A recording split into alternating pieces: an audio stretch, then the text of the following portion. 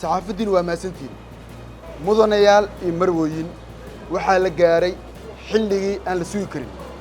qof kasta oo ka mid ah bulshada Soomaaliyeed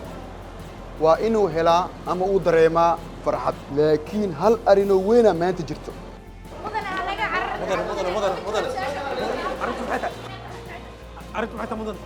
mudane waxaad sheegtay inay hal arrin jirto maxay tahay halka arrin ay jirto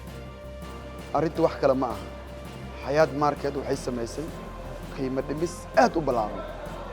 dadkana u sheeg mudane su'aal kale rabnaa inaan ku weydiiyo dhimista waa goormee qiimo dhimista waxay bilaabanaysaa 28 bisha September ilaa 7 October